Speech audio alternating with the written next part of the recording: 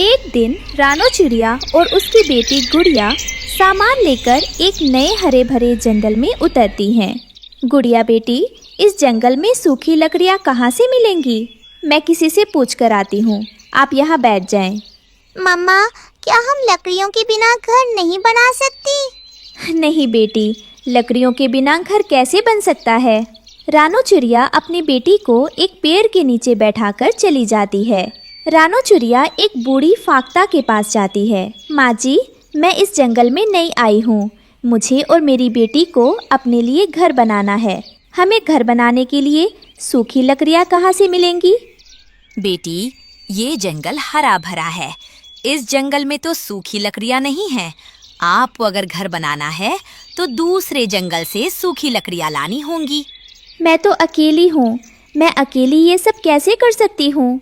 ठीक है माँ जी, मैं तिनकों से अपना घोंसला बना लेती हूँ और फिर जब बारिश होगी तो देखा जाएगा। रानो वहाँ से उड़ती है और अपनी बेटी को लेकर लकड़ी तलाश करने निकलती हैं। तब उसकी नज़र एक नारियल के पेड़ पर पड़ती है। वो सामने नारियल का पेड़ है। उस नारियल के पेड़ पर नारियल के फल भी लगे हुए हैं। हम दोनों माँ बेटी उस नारियल के फल को भी तो अपना घर बना सकती हैं। गुड़िया चिड़िया उड़कर नारियल के पास जाती है और उसमें चोंच मारकर छेद करती है। वह पानी पीती है और अंदर बैठ जाती है। थोड़ी देर में रानो आती है। गुड़िया, गुड़िया बेटी, कहाँ हो आप? मम्मा, मैं यहाँ हूँ, नारियल के अंदर। गुड़िया बेटी, क्या इस नारियल में मेरे लिए भी जगह है? हाँ मम्मा, हम दोनों माँ बेटी इसके अंदर आसानी से रात गुजार सकती हैं। मुझे सूखी लकड़ियाँ नहीं मिली, लेकिन ये भी अच्छा है। ये नारियल का घर सुरक्षित भी है और मजबूत भी। रात हो जाती है, दोनों उसी में सो जाते हैं। अगली सुबह कालू कौवा और गोरी कौवी वहाँ आते हैं। कालू जी, मुझे तो भूख लगी है, कोई फल खाने को दिल कर रहा है। वो देखो, सामने नारियल के पेड़ पर एक नारियल का फल लगा हुआ है। हम वो फल जाकर खा लेते हैं।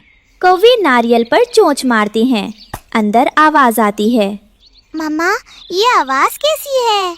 शायद कोई हमारे नारियल के घर को बाहर से चोंच मार रहा है। रानो और गुड़िया बाहर निकलती हैं। कौवा, कौवा रुक जाओ, इसे मत खाओ। ये तो मेरा और मेरी बेटी का घर है। घर है? ये कैसा घर है? ये तो हमारा भोजन है। घर बनाना है तो कहीं और जाकर बनाओ।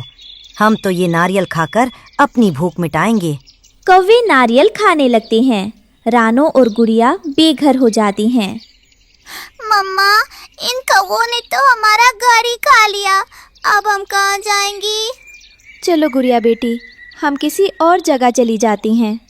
वे पहाड़ों की तरफ जाती हैं, जहाँ एक बड़ा अनार का पेड़ मिलता है।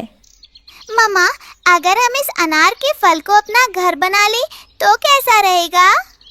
हाँ बेटी, हम इस अनार के फल को अंदर से खाकर खाली कर लेती हैं और फिर आराम से इस घर में रह लेंगी। वे अनार खाली करके उसमें रहने लगती हैं। शाम को मिट्ठू तोता आता है। चिड़िया, चिड़िया, तुम इस अनार से बाहर निकल जाओ, मैं इसे खाने आया हूँ।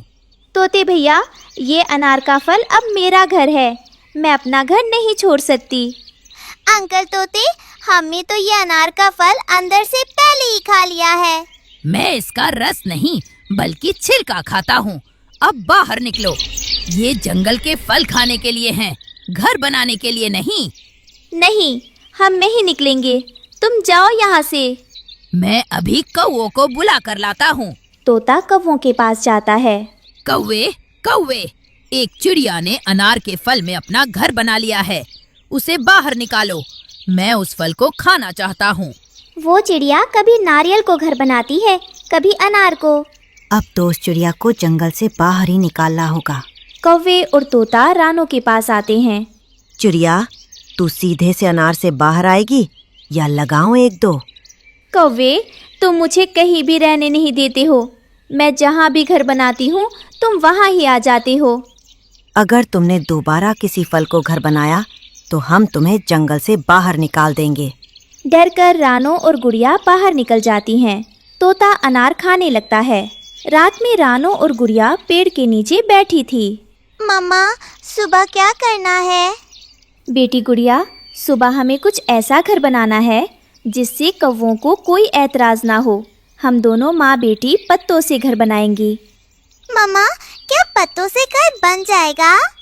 हाँ, जब मैं छोटी थी तो मेरी माँ केले और दूसरे पेड़ के पत्तों से घर बनाया करती थी।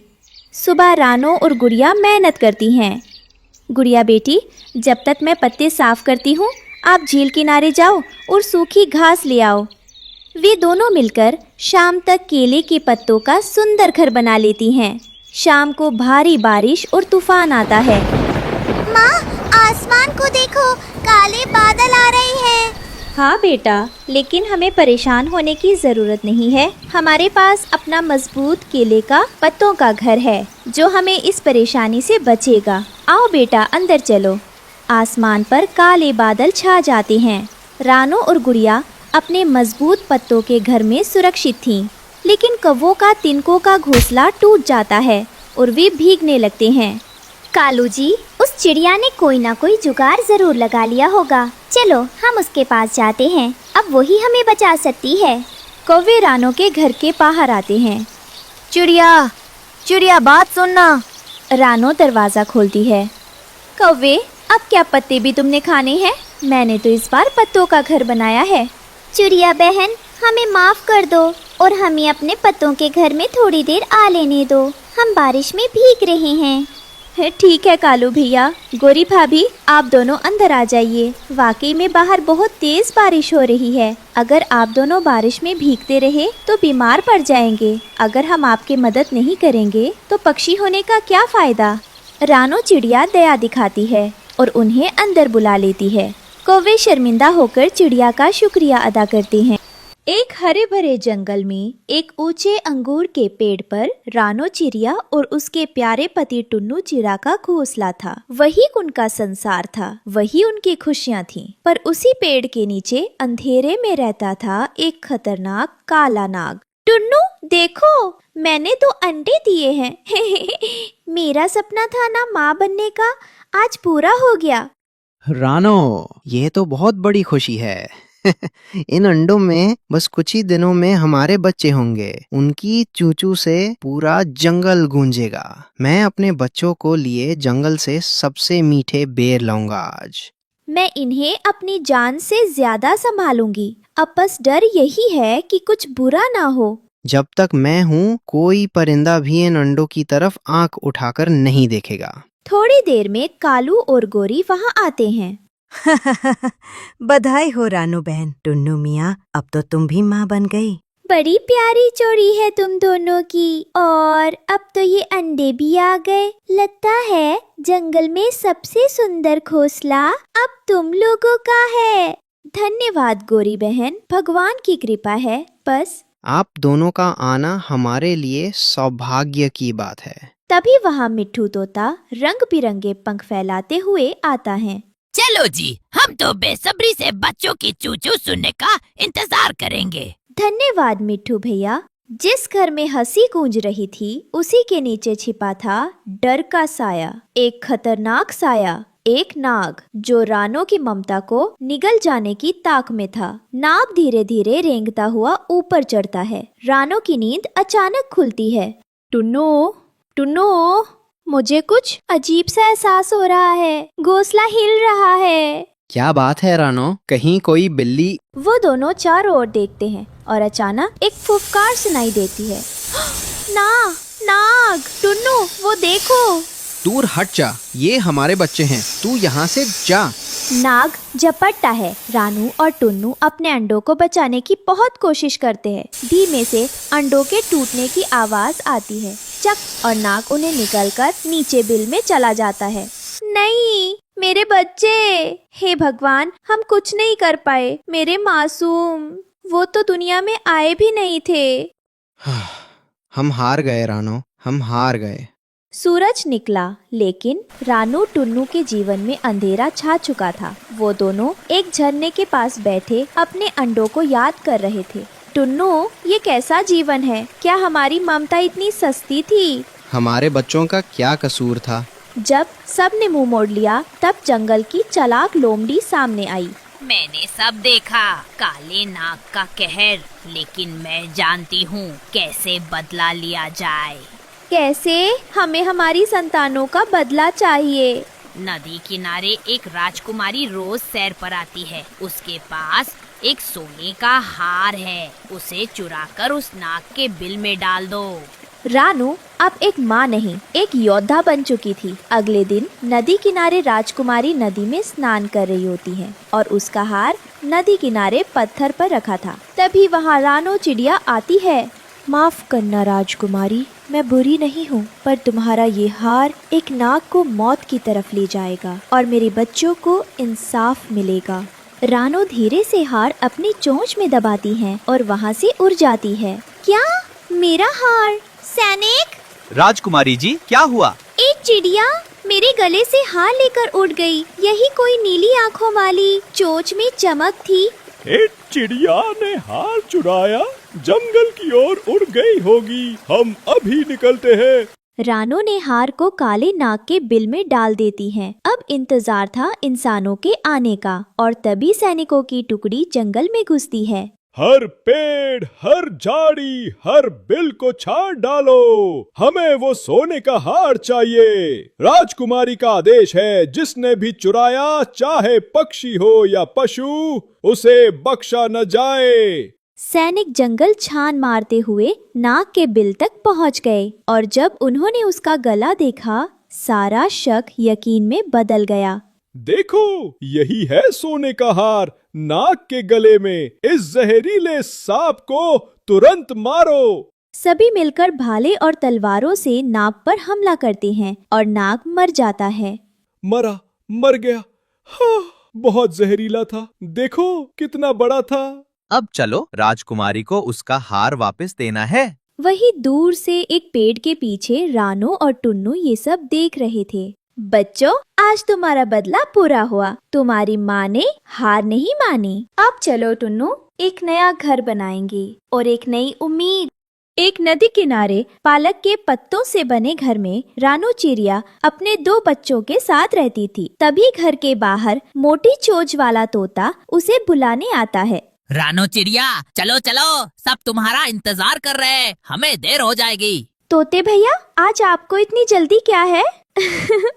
आप जाओ, मैं बच्चों को नाश्ता देकर आती हूँ। अरे नहीं बहन, आज खेत में बहुत दाना मिलने वाला है। इंसान ने कल ही फसल काटी है। मौका हाथ से गया तो हम दाना देखते रह जाएंगे और पेट खाली रह जाएगा।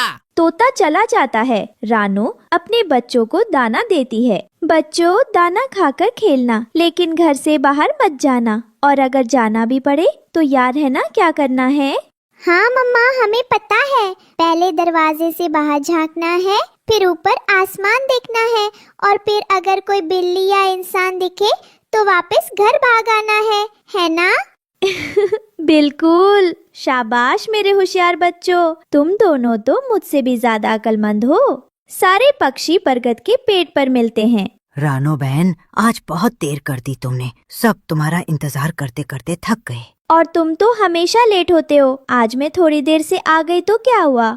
सब हंस पड़ते हैं और दाना ढूंढने निकल पड़ते हैं। खेत में चारों तरफ मकई के दाने बिखरे पड़े थे। पक्षियों की खुशी का ठिकाना ही नहीं था। सब मजे से दाना खाने लगे। सुनो दोस्तों, मुझे लगता है किसी को पहरा देना चाहिए। इंसानों का भरोसा नहीं। कहीं अचानक शिकारी आ गया तो? अरे कबूतर महाराज, इतना टेंशन क्यों लेते हो? ये जो दाना जमीन पर पड़ा है, ये किसान के काम का ही नहीं है। किसान कभी भी हमें इसे खाने से नहीं रोकेगा। तो खाओ, मजे करो, चिंता मत करो। सब पक्षी दाना खाने में लग जाते हैं, लेकिन तभी धड़ाम, कौवा जाल में फंस जाता है। अरे बचाओ बचाओ, ये जाल, ये तो गले पड़ गया। बाकी पक्षी डरकर पास के पेड़ पर उड़ जाते हैं। ओ भगवान, वही हुआ जिसका डर था। अब क्या होगा? कालू भाई तो फंस गया। वो देखो, शिकारी भी आ रहा है। शिकारी आता है और हंसते हुए कौवे को देखता है। ओहो, बड़ा शौक था ना दाना खाने का। अब जा पिंजरे में। शिकारी जी, प्लीज छोड़ दो। मैं तुम्हारे किसी काम का नहीं हूँ। ना तुम मुझे खा सकते हो, ना कोई इंसान। अरे मूर्ख कौवे, तुझे मैं बेच दूंगा चिकन वाले को। वो तुझे चिकन बनाकर मजे से बेच देगा। कौवा कांप जाता है। शिकारी उसे लेकर बाजार जाता है और चिकन वाले को बेच देता है। लो भाई, एकदम ताजा माल लाया हूँ। ये काला कौवा, इसे ले लो, मजे से चिकन बनाओ और पैसा कमा लो। अरे ये क्या लाए हो? ये तो कौवा है, मुर्दा नहीं, और ऊपर से बूढ़ा भी। इसको कौन खरीदेगा भाई? हाँ, सही बोल रहा है। मैं तो सीनियर सिटीजन हूँ, मुझे छोड़ दो, तुम्हारा भला होगा। चुप कर, तू बहुत बोलेगा तो सच में कबाब बना दूंगा। ये तो बूढ़ा कौवा है, इसका मांस तो पत्थर जैसा सख्त होगा, लेकिन चलो 50 रुपए दे देता हूँ। अरे ऐसा मत बोल, देख कितनी मोटी ताजा चोंच है, कितने मोटे पंख हैं, मजे से बेच देना। कम से कम 200 रुपए तो दे। 200 रुपए? ये तो मजाक कर रहे हो। इतना तो मैं एक बड़े मोटे मुर्गे के भी नहीं देता।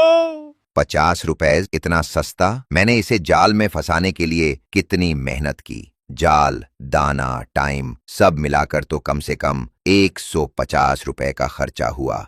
50 रुपए से ज्यादा नहीं मिलेगा, वरना वापस ले जाओ अपने कौवे को। मैं तो वैसे भी पुलिस के डर से इसे रखना नहीं चाहता।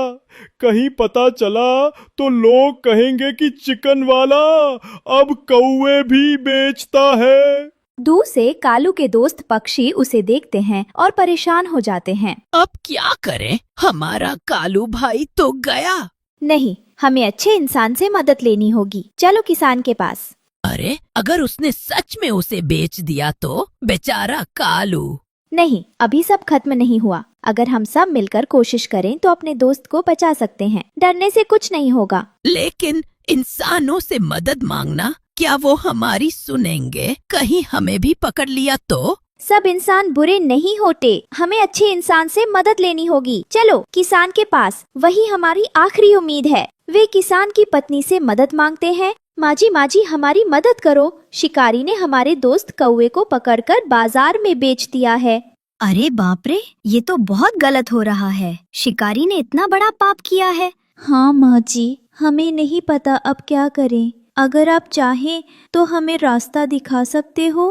तुम चिंता मत करो बच्चों, मैं जानती हूँ मेरे पति खेत में काम कर रहे हैं। वे तुम्हारी इस मुसीबत में जरूर मदद करेंगे। सभी पक्षी किसान के खेत पर जाते हैं। किसान खेत में चारपाई बिछाकर बैठा था। तभी उसके पास रानो और उसके दोस्त पक्षी घबराए घबराए पहुँचते हैं। किसान भैया, जल्दी हमारी मदद करो। शिकारी ने हमारे दोस्त कालू को पकड़ लिया है और बाजार में बेच दिया। अगर आप मदद नहीं करेंगे तो कालू भाई हमेशा के लिए हमसे बिछड़ जाएगा। क्या? ये तो हद हो गई। इंसान होकर इतना निर्दयी, बेचारे पक्षी को पकड़कर बेचना, ये तो पाप है। तुम लोग चिंता मत करो, जब तक मैं हूँ कोई तुम्हारे दोस्त को नुकसान नहीं पहुँचा सकता। सच किसान भैया, आप हमारी मदद करेंगे?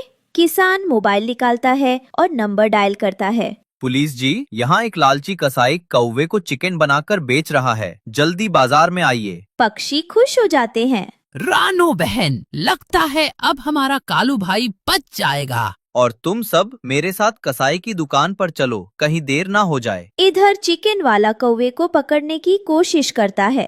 आजा, आजा, तू बचकर कहाँ जाएगा? कौवा बार बार पिंजरे में इधर से उधर भागता है। अरे इंसान, मेरा मांस खाकर तो तुम्हारे दांत भी टूट जाएंगे, छोड़ दे मुझे। तभी पुलिस आ जाती है। हाथ ऊपर कर, तू धोखेबाज कसाई, कौवे को चिकन बनाकर बेच रहा था। चिकन वाला पकड़ा जाता है। किसान कौवे को आजाद कर देता है। धन्यवाद दोस्तों, आज मेरी जान बच गई। सच कहूँ तो दोस्त हों तो ऐसे, वरना न हो। सब हंसते हैं और खुशी खुशी जंगल लौट जाते हैं। हमेशा दोस्ती निभाना और मिलकर काम करना। और हाँ, इस कहानी को लाइक, शेयर और सब्सक्राइब करना मत भूलना। बरसात का मौसम था। आसमान में काले बादल छा गए थे। छोटे छोटे पंछी अपने घरों में छिप रहे थे। रानो चिड़िया की छोटी सी झोपड़ी के ऊपर बारिश की बूंदें टप टप गिर रही थी। अरे रानो, आज फिर आधा दिन बारिश में उड़ उड़ कर दाने ढूंढे। पंख इतने भीग गए कि उड़ान भी भारी लगने लगी। जेब मतलब चोंच में बस 2 दाने आए हैं। ये मौसम तो हमें पूरा डुबो देगा। तुम रोज ही भीग जाते हो टुन्नू, लेकिन अब ये हमारी टालियों वाली झोपड़ी भी टपकने लगी है। देखो, ऊपर से पानी सीधे घोंसले में आ रहा है। गुड़िया तो ठंड से कांप रही है। अम्मा, मेरे घोंसले वाले कोने में जहाँ मैं सोती हूँ वहाँ भी पत्तों से पानी टपक रहा है। तकिए मतलब पत्ते के नीचे। दोस्तों, ये रहे हमारी आज की वीडियो के प्यारे सब्सक्राइबर्स और फॉलोअर्स के नाम। समरजीत सिंह, अंजू यादव, वनीता, शबाना, सुनंदा और जो नहीं चुने गए, चिंता मत करो, अगली बार तुम भी बन सकते हो जंगल के सुपरस्टार। दोस्तों, अगर आप भी चाहते हैं मैं आपका नाम अपनी कहानी में लूं, तो देर किस बात की, जल्दी से कमेंट करके अपना नाम हमें भेजें। टपक रहा है। तकिए मतलब पत्ते के नीचे सब गीला हो गया। अरे मेरी नन्ही चिड़िया, तू चिंता मत कर। अभी बाबा डाल पे चढ़ के सूखी पत्तियों से ढक देगा, फिर कोई बूंद अंदर नहीं आएगी। तुम्हें भी अपना ध्यान रखना चाहिए टुन्नू, रोज भीग कर लौटते हो। पंख सुखाने का भी वक्त नहीं मिलता। अगर तुम बीमार पड़ गए तो ये घोंसला कौन संभालेगा? अरे हम परिंदे हैं रानो, बारिश और हवा तो हमारी किस्मत में लिखी है। लेकिन हाँ, अगर हमारे पंख भी जवाब दे दें तो उड़ान मुश्किल हो जाएगी। बाबा, मैं आपकी मदद करूंगी। मैं ऊपर उड़कर पन्नी फैला देती हूँ ताकि पानी अंदर ना आए। नहीं बेटा, ऊपर की डाल फिसलम भरी है। रहने दो रानो, हमारी गुड़िया छोटी जरूर है लेकिन पंखों में दम है। जाओ बेटा। छत से पानी टपकता है, बर्तन रखे जाते हैं। गुड़िया बेटा, ऊपर जाकर वो नीला तिरपाल फैला दे, वरना रात को हम सब भीग जाएंगे। गुड़िया छत पर जाती है, हवा और बारिश में फिसलते हुए तिरपाल फैलाती है। बरसात में हर कोई अपने घर को बचाने में लगा था। कोई डालियों में छुपा था, कोई पत्तों के नीचे और कोई अपने घोंसले की मरम्मत में। लेकिन कालू कौवा और जंगल का तोता दोनों तो दूसरों का मजाक उड़ाने में सबसे आगे थे। अरे तोते भाई देख नीचे, ये गरीब रानो और उसका मजदूर पति टुन्नू तिरपाल से घर ढक रहे हैं। सोच रहे हैं इससे उनका घर बच जाएगा। हा हा हा कालू, इनकी चोंच में तो बस 2 दाने आते हैं और बातें करते हैं रंग बिरंगे घर की। अरे भाई, दाने भी उधार के खाते हैं और सपने मोर के पंख जैसे चमकदार। ये चिड़िया तो बस सपना ही देख सकती है। और देखो, वो छोटी गुड़िया चिड़िया ऊपर चढ़कर पत्ते फैला रही है। अरे बारिश में फिसल कर गिर जाएगी तो फिर रोना धोना मच जाएगा। दोनों ठहाका लगाते हैं। इन गरीबों को देख देख के मजा आता है। मेहनत करते हैं लेकिन नतीजा वही टूटी डाल, वही टपकता घोंसला। बारिश अब हल्की हो गई थी। रानो चिड़िया अपनी झोपड़ी के बाहर पानी झाड़ रही थी। तभी रानी चींटी आती है। उसके पीछे छोटी छोटी चींटियां पंक्ति बनाकर चल रही थी। लानो, मैंने सब सुना। वो कालू कौवा और जंगल का तोता ऊपर डाल पर बैठकर तुम्हारा मजाक उड़ा रहे थे। कहते हैं तुम्हारा घर पक्का नहीं बन सकता। हाँ रानी, लेकिन मैं इनकी बातों पर ध्यान नहीं देती। गरीबी में भी अगर दिल रंग बिरंगा है तो घर भी सुंदर लगता है। क्यों नहीं, कोई हमारी मेहनत का मजाक उड़ाए तो गुस्सा आना चाहिए। देख रानी, गरीबी में भी अगर दिल रंग बिरंगा है तो घर भी सुंदर लगता है। हमारे घर में बस 2 दाने हैं, लेकिन यहाँ प्यार की गर्मी है जो किसी भी बारिश से ज्यादा बड़ी है। सही कह रही हो रानो, घर लकड़ी पत्तों से नहीं, हिम्मत और दोस्ती से बनता है। और रानी मौसी, हम रंग बिरंगे पंखों से भी घर सजाएंगे। वाह, मैं और मेरे चींटे भी मदद करेंगे। हम फूलों की पंखुड़ियाँ और सूखी टहनियाँ ला कर देंगे। बाहर बारिश अब भी थोड़ी थोड़ी हो रही थी। रात को झोपड़ी के अंदर टुन्नू रानो चिड़िया से कहता है, रानो, सोच रहा हूँ कभी ऐसा दिन आएगा जब हम पक्के घर में रहेंगे। ऊपर छत होगी जिसमें से पानी नहीं टपकेगा, दीवारें रंग बिरंगी होंगी जैसे मोर के पंख, और मेरे कमरे में लाल पीला पेंट होगा। खिड़की के पास झूला होगा जिस पर मैं बैठकर गाना गाऊंगी। हाँ बेटा, होगा जरूर, लेकिन वो दिन मेहनत से आएगा। जैसे हम रोज दाने दाने जोड़ते हैं, वैसे ही हम सपनों को भी जोड़ेंगे। और घर के बाहर एक बगीचा होगा जिसमें रानी चींटी के फूल होंगे और बरसात में भी खुशबू आएगी। क्या उस घर में हमें कभी डर नहीं लगेगा बाबा? नहीं बेटा, क्योंकि उस घर की दीवारें प्यार से बनी होंगी और जहाँ प्यार हो वहाँ डर नहीं आता। जंगल में तूफानी रात सिर्फ बारिश की नहीं होती, कभी कभी कोई शिकारी भी निकल पड़ता है। और आज आसमान से एक बड़ा शिकारी उतर रहा था, भुल्ला चील। हाँ, ये तिरपाल का घर ज्यादा देर नहीं टिकेगा रानो। और तुम्हारी नन्ही गुड़िया, ये तो आज मेरी दावत बनेगी। बुल्ला, पास मत आना, ये मेरी बेटी है, मेरी जान है। तुम शिकारी हो, लेकिन हम अपने बच्चों के लिए जान दे देंगे। जान देकर भी मुझे नहीं रोक पाओगे मजदूर चिड़े। मेरी भूख बड़ी है और ये नन्ही चिड़िया बहुत मीठा शिकार होगी। चील बिजली जैसी तेजी से झपटता है और गुड़िया को अपने पंजों में पकड़ लेता है। गुड़िया चीखती है, अम्मा, बाबा, बचाओ। अगली सुबह बारिश थोड़ी थम गई थी। रानी चींटी अपने सैनिकों के साथ रानो के पास आती है। रानो, मैंने सब सुना। भुल्ला चील ने तुम्हारी गुड़िया को पकड़ लिया है। चिंता मत करो, मैं और मेरे सैनिक उसे वापस लाएंगे। लेकिन रानी, वो चील का इलाका बहुत खतरनाक है। वहाँ बड़े बड़े पेड़, ऊंची चट्टानें और तुम्हारी जान को भी खतरा होगा। दोस्ती में खतरा नहीं गिना जाता रानो। तुमने पहले भी हमारी मदद की है, अब हमारी बारी है। रानी चींटी और उसके सैकड़ों छोटे छोटे सैनिक पंक्ति बनाकर चील के इलाके की तरफ बढ़ते हैं। रास्ता ऊबड़ खाबड़ था। वही भुल्ला चील आग जलाकर बैठा था। आज दावत पक्की है। इतनी नन्ही चिड़िया, इतनी कोमल, वाह। तभी चींटियां चुपके से घोंसले पर चढ़ने लगती हैं। सैकड़ों चींटियां चील के पैरों और पंखों पर चढ़ जाती हैं और जोर जोर से भाले से हमला करती हैं। अरे ये क्या है? अरे हटो! ओह ओह, मेरे पंख, मेरी टांगे! चील घबराकर इधर उधर भागता है और रानी गुड़िया को वहाँ से बचा लेती हैं। रानी मौसी, चल बेटा, जल्दी घर लौटते हैं। तुम्हारी अम्मा तुम्हारा इंतजार कर रही है। सभी मिलकर घर वापस लौटते हैं और रानो अपनी गुड़िया को गले लगाती है। और इस कहानी से ये सीख मिलती है, सच्ची ताकत बड़े पंखों में नहीं बल्कि बड़े दिल में होती है। चाहे हालात कितने भी मुश्किल हो, मेहनत, हिम्मत और दोस्तों का साथ हर सपने को सच कर देता है। गहरा जंगल, काली घटाएं और बरसती बारिश। पेड़ों के नीचे कई परिंदे छुपे हुए थे, लेकिन एक कोने में भीगी हुई बैठी थी रानो चिड़िया और उसकी नन्ही बेटी गुड़िया। अम्मा, बहुत भूख लगी है, पेट में दर्द हो रहा है। कुछ खाने को मिलेगा क्या? अल्लाह मालिक है मेरी गुड़िया। बारिश रुकने दे, अम्मा जरूर कुछ दाना ढूंढ लाएगी। अभी तो सारे पत्ते भीग गए हैं, जमीन कीचड़ से भर गई है, दाने का कोई नाम निशान नहीं। वही एक दूसरे घोंसले में एक गरीब कबूतर कहता था, हे खुदा, 3 दिन से एक भी दाना नसीब नहीं हुआ। ये बारिश कब रुकेगी? दूसरी ओर एक गरीब तोता अपने बच्चों को छुपाते हुए कहता है, बच्चों को बुखार है, पत्ते भीग गए हैं, कोई मेरी मदद कर दे। वही एक चिड़िया घोंसला गिरने पर रो रही थी। हाय मेरा घोंसला, सारे अंडे बह गए, अब मैं कहाँ जाऊँ? आज की वीडियो के प्यारे सब्सक्राइबर्स और फॉलोअर्स के नाम: अंजलि, निखिल, रीना, खुशी सिंह, प्रीत मेहरा, नीरू चोपड़ा।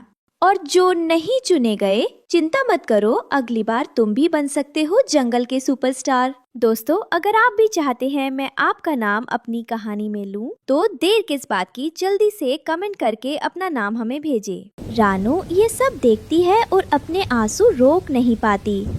ए बारिश, बस कर दे, जंगल में सिर्फ पानी ही नहीं, दर्द भी बरस रहा है। अम्मा, क्या हम मर जाएंगे?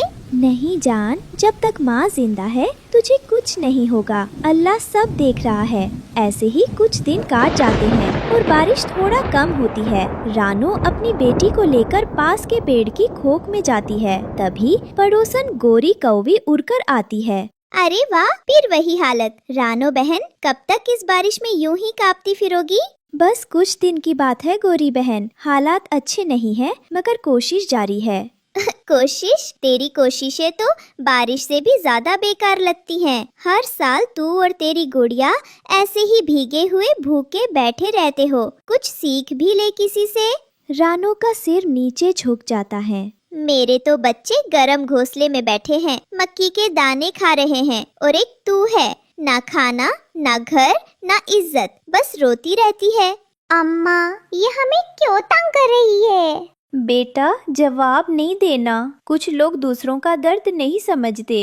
अरे चुप क्यों है रानो, बोल कुछ या जुबान भीग गई बारिश में। गोरी कौवी उड़ जाती है मगर उसके शब्द रानो के दिल में कांटों की तरह चुभ जाते हैं। जंगल में सिर्फ बारिश ही नहीं हो रही थी, रानो की ममता भी आज भीग गई थी। जंगल के पास एक छोटा सा गांव था, वहीं रहता था एक गरीब किसान और वो किसान अपने टूटे चूल्हे के पास बैठा था। उसके पास एक पालतू पक्षी था, कालू कौवा, मगर वो कौवा किसी की भलाई का नहीं, सिर्फ अपने पेट और मतलब का गुलाम था। कालू, ओ कालू, जा जंगल से कुछ सूखी लकड़ी ले आ। देख, चूल्हा नहीं जल पा रहा। हर वक्त काम, लकड़ी लाओ, दाना ढूंढो। मैं कोई मजदूर हूँ क्या? ये गरीब खुद कुछ क्यों नहीं करता?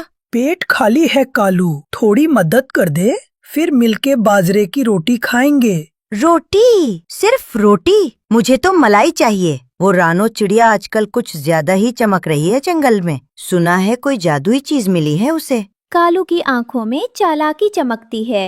ठीक है, मैं जा रहा हूँ जंगल, मगर इस बार लकड़ी नहीं, कोई असली खबर लाऊंगा। क्या मतलब? किसान को कुछ समझ नहीं आता, मगर कालू अपने मन में एक चाल बनाकर उड़ जाता है।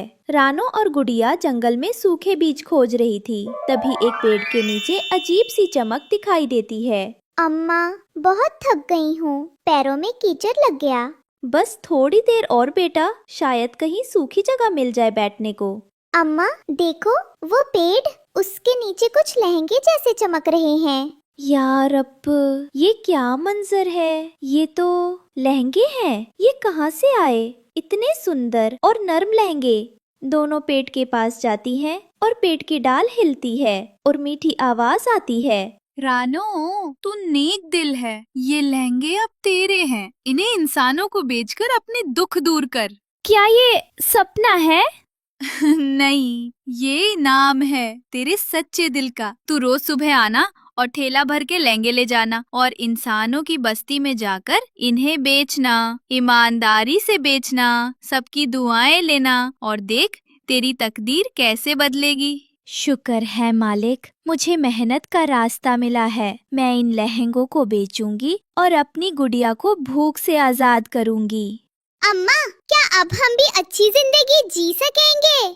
हाँ मेरी जान, अब वक्त बदलने वाला है। कुछ दिन बीते, जंगल की सुबहों में अब एक नया नजारा दिखाई देने लगा। रानो चिड़िया अब हर सुबह अपने छोटे से ठेले पर रंग बिरंगे लहंगे लेकर इंसानों की बस्ती में जाकर उन्हें बेचती थी। लहंगे ले लो, रंग बिरंगे लहंगे ले लो।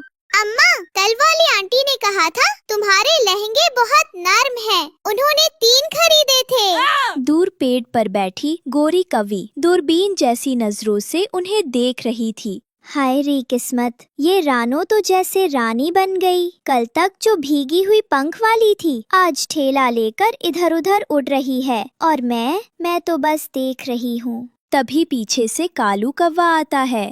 क्या बात है गोरी बहन, आज मुंह कुछ ज्यादा ही खींचा हुआ लग रहा है। क्यों ना खींचे, देखो ना उस पटी सी रानो को, कैसे ठेले में चमकते लहंगे लिए फिर रही है। मैंने भी सुना है उसके पास कोई जादुई चीज है, शायद कोई पेड़ जो उसे रोज लहंगे देता है। सच? पेड़? जादू? तो फिर क्या कर रहे हो कालू? तुम तो बहुत चालाक हो, ले क्यों नहीं लेते उससे सब कुछ? बस अब वही करने निकला हूँ। आज रात मैं जाऊंगा उस पेड़ के पास और सब लहंगे उठा लाऊंगा। फिर रानो क्या, पूरा जंगल मेरे पीछे घूमेगा। वाह, फिर तो मुझे भी 2-4 लहंगे दिलवा देना, मेरी ननद की शादी है। शादी तो तेरे दिमाग की हो रही है पगली। चल तू देख, अब रानो की उड़ान मैं काटता हूँ। चांदनी रात थी, जंगल में हर तरफ सन्नाटा था। रानो और गुड़िया ठेला लगाकर थककर सो चुकी थी और उधर कालू कौवा उड़ता उड़ता उस जादुई पेड़ तक पहुंच चुका था। वाह क्या बात है, ऐसे लहंगे तो इंसानों के मेले में भी नहीं मिलते। अब ये सब मेरा होगा। रानो, उसका तो नामो निशान नहीं रहेगा। वो धीरे से उड़कर पेड़ के पास आता है, पंख फैलाकर एक लहंगे को उठाने ही वाला होता है। तभी पेड़ की डालें हिलने लगती हैं और एक गूंजती हुई आवाज आती है जा कालू, ये लहंगे तेरे जैसे के लिए नहीं हैं। कौन? ये क्या हो रहा है? ये लहंगे नेक दिल रानो के लिए हैं, जिसने कभी किसी का बुरा नहीं चाहा। और तू तो लालची है, धोखेबाज है और अब तुझे सजा मिलेगी। एक तेज चमकता हुआ प्रकाश नीचे गिरता है। कालू की आंखें चौंधिया जाती हैं। अरे बचाओ, मेरी आंखें, मेरा पंख जल रहा है। उसका एक पंख जल जाता है। वो झाड़ियों में गिर पड़ता है। अरे ये क्या कर दिया तूने? मैं तो बस देख रहा था। झूठ। जो दूसरों की मेहनत छीनना चाहता है उसे यही अंजाम मिलता है। अब जा और कभी लौट कर मत आना। कालू जैसे तैसे उड़कर भागता है। अगली सुबह जंगल और गांव में एक नया सूरज निकला था। रानो चिड़िया अपनी बेटी गुड़िया के साथ लहंगों से भरा ठेला लेकर इंसानों की बस्ती पहुंची। हाय, ऐसा लहंगा तो बाजार में भी नहीं देखा। कितना मुलायम है और रंग तो जैसे चांदनी। बहन, मुझे भी दो, मेरी बेटी की सालगिरह है। आप सबको मिलेगा।